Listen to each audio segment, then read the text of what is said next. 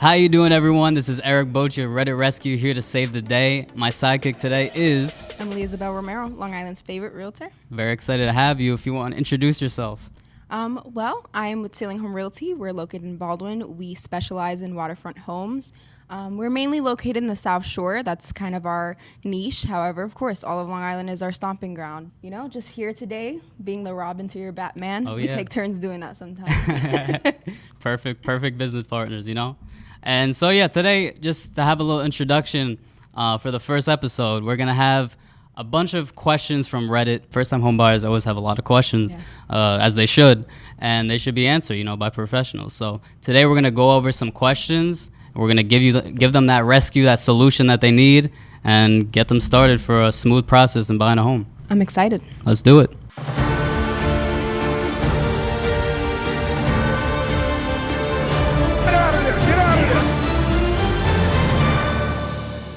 So our first question is coming in on Reddit. Obviously coming on Reddit. So coming in at the first question from Ivan Boogie 12.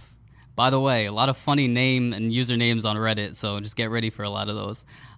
He's asking, what are your thoughts on the Bank of America's new loan? It's a 0% down loan, also called the Community Affordable Loan Solution. So this loan offers a lot. It has its pros and cons. We don't have that much information on it because it is very new. It just headlined. But we have some things to mention that could definitely make or break using this loan. Yeah, I'm not sure, but at the time of filming, I don't think that they are putting out this program. It's not open yet, so it's hard to know exactly the details. Exactly. But in terms of clickbait, good job, Bank of America. Yeah. That caught everyone's attention. I saw it all over, like my Explore page. Everyone's posting it. Which is on purpose. On purpose, of course. So one of the things that, you know, I'm sure you heard questions about like Hispanic and Black only communities. Yep. Important thing to note there is it's not for the individual only, it's for the community, right? Yeah. They mentioned that it's only in Black, African American, or Hispanic, Latino communities. Right. But any ethnicity can get it. Of course. Any ethnicity can get this loan, just to make that clear. So yeah, we could go through some of these things that we have now about this program. Again, there's not a lot out right now since it is brand new. It's only in, I believe, only Dallas, Charlotte, LA, Miami. Yeah. I think it's about 6. In Detroit. Cities. Yeah. So it's like a beta right now. It's just a test. So yeah, we could go over a little bit about it.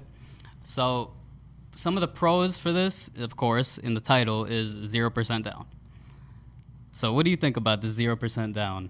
So it's 0% down, it's zero closing costs, no PMI. So it's obviously a very palatable plan for a lot of people. A lot of people makes their heads eye turn. catchers. Yes, for sure. eye catching. Definitely for eye sure. catching.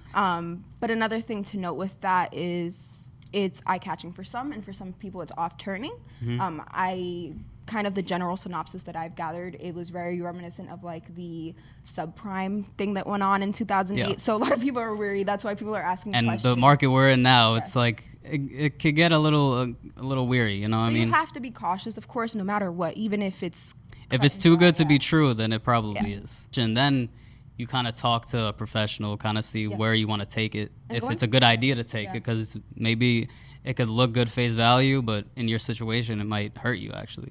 So like Emily said, 0% down, zero closing costs, no PMI, private mortgage insurance, which is insurance you have to pay, usually based off credit when you put less than 20% down, and no minimum credit score, which is very interesting too, because usually, you know, if there's 0%, if you're looking at 0% down closing, down payment, closing costs, no PMI, usually the bank wants to see credit, but in this case, they're basing it off of rent history, your utilities, phone, and that's how they qualify you. It's a very flexible plan. It's designed clearly for people who wouldn't have this opportunity otherwise. And it might be off-putting to some people, but you know what's important to note. These type of plans for kind of rehabbing these communities that have been neglected and whatnot are not new. So although we have to be wary, sometimes things can be too good to be true. It's not a new concept to try to rehabilitate these communities by giving programs that otherwise wouldn't be common elsewhere in the country. Right. Yeah. So it is good to mention this is for first-time homebuyers only, which is 3 years you haven't been on title for a property. You're considered a first-time homebuyer. And so, a couple good things about this that we could say is you have money in reserves for other things. If you need to have any moving expenses, paint, furniture, etc., you have that money on hand from having a 0% down loan. That being said, there is also some things to get weary about. We still didn't find out what the income limit is.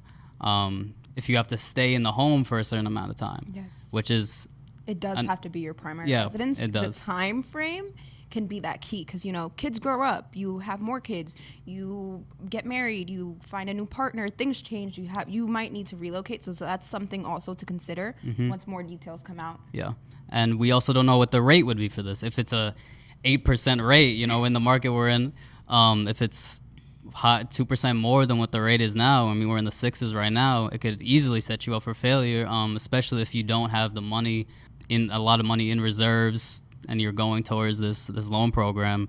You can easily owe a lot of money in interest and then become house poor in that situation. Yeah. So I think those are definitely some things to think about and kind of put in perspective. Always deal with a professional before you think you can just go right into this loan, because it looks good, like I said, face value, but you never know. It could really hurt you in the end. So that's definitely one thing to look at. But that would be my rescue for this question. On to the next. Let's do it. And question number 2. Okay, so this one is for Emily specifically. Let's see what you say about this. Short Remark is asking, how often do you hear from your realtor? So here we go with this one. I can't speak for everyone, obviously. I'm one person. I work with a team of people who all work differently. But I would say personally, I have a deadline because we as realtors do not work on a schedule. We do not have 9 to 5s. We do not work in that way. So me personally, if you ask me a question, let's say 6 o'clock Friday, I'm out at dinner, busy, mandatory for my own standard. Noon, I have to answer all the questions that I haven't answered so far. So that's kind of how I do things. I like to make sure that by noon you've heard of me. It's midway through your day. You're not, worry of I haven't heard from my realtor. Also, it does depend. There's 2 things that I think obviously goes by case, but I think overall a lot of realtors, we match energy. Because sometimes we have a client who's clearly persistent. They know what they want. They're ready, and you got to win them over with the energy. Exactly. We're never got to come correct. Yes. You don't just hit them up every week, send them one listing. You kind of got to, they got to be happy. You got to be a little bit of a therapist for them. You do have to be a therapist. Yeah. You never, exactly. So that's why I say we match energy. If you clearly would be turned off by me texting you every day and you're not that type of person, and you got to read the person. You exactly. You got to read the person. Also, where they are in the stage of, are they looking yet? Are they still talking to someone getting pre-approved? Obviously, you should be having checkups. There should be kind of a clear outline. What we do ultimately is we take that stress on for you. So you should be getting filled in. You should be going along with the timeline of where you are. If something did not work out, you're not ready to buy, and you have to push back for another 6 months, another month to clear up your credit, whatever it is, you should still, at least, in my opinion, be hearing from your realtor at least, I don't know, I want to say at least every 3 months if you're in that I have to wait a year type of thing, or I have to wait 6 months, because a good realtor, like I said, is going to take on that stress for you and check in with your loan officers. You're going to check in with your clients. You're going to check in with, whoever is, there's a big team. It's a big picture. And I feel like there's a very thin line between okay, you're texting them every single second of the day, and they get annoyed, or it's you don't text them enough and they're wow, this realtor's not doing anything. Yeah. So you kind of have to find the balance. I feel like it's different from person to person. Yes. I assume with me, it's kind of the same thing with the borrower. We're waiting on the documents. I'm can you send the documents, please? Yes. We're always waiting on those. So it's I think talking on the phone also is kind of better, when you're talking Not to a everyone's borrower. preference. Yeah, I mean, yeah, that's another thing. You got to read the person. If they like texting, they always at work, then text them. But you have to read the right person. Like you said, you have to read the person and kind of match the energy. The other thing is that you are our boss. If you want to change the communication style, give me a call. Say, hey, I haven't heard from you. I prefer calling. I prefer texting.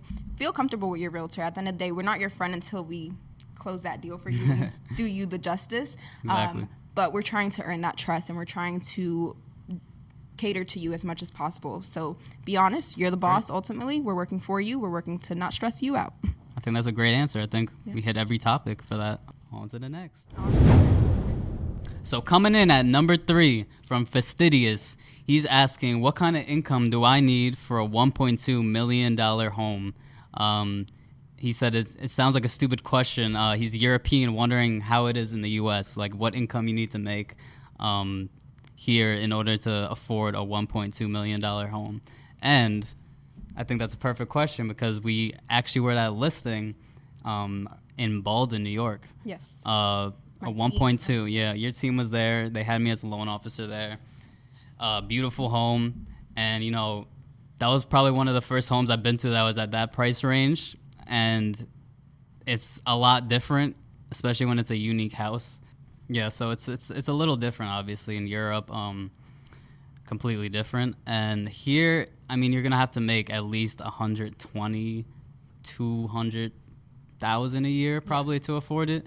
This obviously varies from state to state. That's why there's such a large gap. So yeah, I mean, to afford that, you're gonna usually put 20% down on a home like this. So you're not gonna get an FHA loan with stuff like this. It's usually 20%, 30%, sometimes 40% down that the realtor's looking for, mainly because you have to have the cash up front, to put a large down payment on. That's usually how it works. But yeah, I mean, I would split it up between like 4 factors: the DTI, debt to income ratio, credit score, the rate, and of course your income.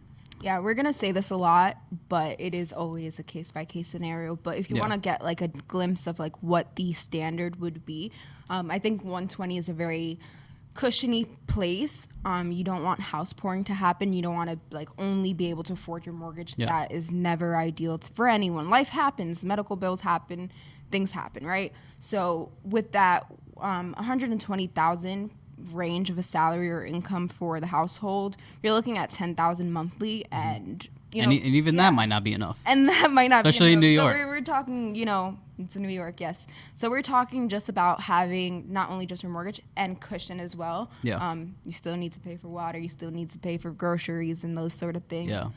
But definitely you're looking around $10,000 in a monthly, beginning standpoint. Yeah. So I mean, you always want to have minimal expenses. Obviously, that's not the easiest thing to do. You have a lot of things that you need to pay for. I mean, you get a car, any type of loan, stuff like that, groceries, going out to eat. You're going to have a lot of things you're going to have to pay for. Yeah. And, I mean, to kind of get like in a situation based with this home that we had, shout out to Mortgage Coach, by the way. I make these open house flyers for the buyers, potential buyers at the open houses. And what we do is they have a graph, and it gives you an estimated payment, monthly payment that you will have for this specific house. So we plug in the rate, whatever else we need to plug into with the insurance and taxes, and we kind of show them right when they come in, can you afford this? It's never going to be an exact amount. Yeah. It all depends on, like I said, DTI, credit score, stuff like that. There's a lot to account for, especially, you're not only buying a house. It comes with the lifestyle. This is a waterfront property. Mm-hmm. The maintenance, if you have a boat, making sure your docks are all safe and everything. Any repairs. Making sure the bulkheads are in good standing if something happens. So it's obviously not going to be cut and dry like that. 1.2 million, you're looking at buying into a lifestyle as well. So you need to be able to afford that lifestyle, not just the house. Yeah. So I would say probably give or take $5,000 a month to $8,000 a month, which is like, it is a big gap, but that's, it varies from state to state. Yeah. I think it was around close high sevens probably for this. property. In certain situations, 20% down, 30% down. Like I said, it all depends. But yeah, I'd say definitely around the 200,000 range a year is probably where you want to be for a $1.2 million house. That's kind of why we said 120 at minimum. Yeah. Because then if you think about that, what you said, like in the high 7 range, 7,000, that only leaves you with what, the 2,500 for the rest of your expenses. So you definitely want to be on the higher end, of course, but it is doable within the 120 as long as you don't have a high debt to income ratio, as long as your credit score is in good standing. And if you work to attain that lifestyle, you definitely will be in that safe place. So always consider, always try.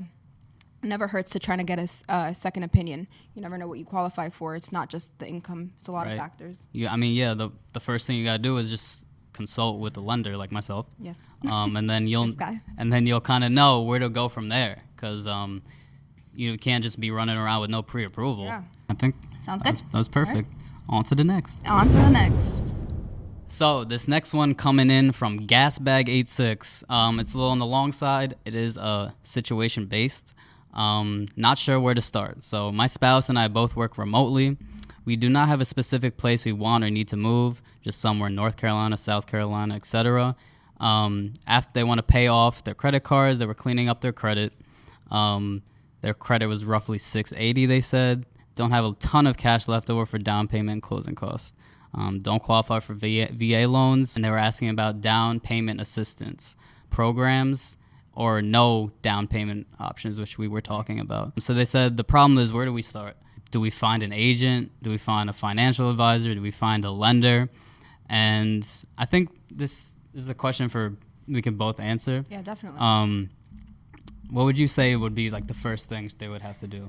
So for one, you want to do research. So they have the luxury of working remotely, and that's something that we as realtors and people in the industry have to accommodate to. Find what area you want to look into, right? They said Southeast, which is like North Carolina, the Carolinas, right? Georgia, Florida, Tennessee, right? So all of those areas have metropolitan areas. They work in, I'm assuming, tech usually, in remote industries, things like that. They need good Wi-Fi, even if they're not in the tech industry. If you're remote, you need good Wi-Fi. Yeah, definitely. I actually lived in Georgia, and trust me, you can't just move anywhere. So you do have to do your research. Ultimately, like I was saying, these are things that are starting to happen now, and we as the professionals need to learn how to accommodate to you, right? Yeah. So this shouldn't be an issue at all. It should not be an issue. There's a lot of modern solutions for these type of things. It's not even an issue, so I wouldn't come in with that kind of this is kind of like a normal situation for anyone. Exactly. It's obviously a very specific situation, but that's what we deal with every day. So it's kind of, it's normal. Yeah. I don't want it to make it seem like it's nothing out of the ordinary. To wanting to know where to start is like the first thing that you should be asking. So I think them asking should I start with a lender, agent? My answer personally would be, first, clear up the credit before you even apply for the mortgage, if possible. I know they said they spent a lot fixing their credit, so their down payment is not really there. Yeah. So I would either say, start saving up. Both of you guys have a savings plan for the down payment. Look into any down assistance programs. Like we talked about, the Bank of America one could be a possibility if you kind of fit into that. If not, then I would definitely be looking into finding a lender and trying to see what you really qualify for. But you would, of course, I think you would definitely benefit of fixing your credit before doing that, because you'll get a better interest rate with a higher credit score. Can I just real quick give them a brief game plan? Please. So things are clear. Please, I'm excited. Step 1, take a breather. No one's credit score is perfect. Yeah. No one's situation is not perfect even or easy at all. So step 1, take a breather. 98% of the time it's below 600. Yeah. 650. So no one's ever a clear and cut ever. 680 we could work. At all. And we're used to it. We're used to it too. So I would say step 1, take a breather. Step 2, I would say look into what city you want to move to. Mm-hmm. And I'll even offer, you said save money, right? Yeah. What's one of the quickest ways to save money? Change the way you're living, kind of. Yeah. Make that sacrifice for a year. Find the city you want to move to. Let's say you want Atlanta, right? Move to Atlanta, get a cheap apartment. If it's just you and your spouse, your partner, whoever, get a studio. Yeah. It's only going to be for a couple months while you're saving up for that home. It's worth it. Right. So you also get to do a test run with the city that you're moving to in a lease, so it's not a 15-year. You want to make sure you like the city you that you're going to live in. You like the city. You want to make sure the Wi-Fi is good for work, right? You kind of like Goldilocks. I did it too. I went to Baltimore. I lived in Atlanta, lived in Athens, came back, and sometimes you really get a feel for what you like, what you don't like by being somewhere you don't want to be. So that was. I think that's an important point before even going to the lender, just seeing if you like where you want to live. So that was step 2, right? Yeah. Next thing, you love Atlanta, let's say, right? Find the lender, find the agent. While you're making that sacrifice for that year, look into everyone that you like, who you would trust, and get kind of a feeling of the rapport around your community. Who are they using? Who would you want to use? And ultimately, it's what's the phrase? It's a marathon, not a race. So, take time with yourself. Don't get too tense on yourself. This is ultimately going to help you out for the next 30 years of your life. So make that sacrifice for 1 year, I would say. Yeah. So I think that was a good plan for them. Yeah. As a realtor, I would much rather nurture you and help you get to where you want to be than to have like this tense energy. You never want to be there. Be kind to yourself. This is not the easiest process. That's what we're here for. So take a breather. Hand the issues to us. Yep. We take on all the stress for you guys. Yeah, that's what we do. And it's all worth it once we come to the closing table. I think this was a great episode. Like, comment, subscribe, and appreciate you guys for watching. You want to put your plug out there for Instagram? Yeah, I spent 2 hours here, so I will plug myself in. Kidding, love to be here. But my Instagram is emilyisabel.sells. I'm going to have the crew put it in. I'm the boss now. Put it in. Right there. Right here. And I am Boci Mortgage right here on Instagram. See you next time on Reddit Rescue.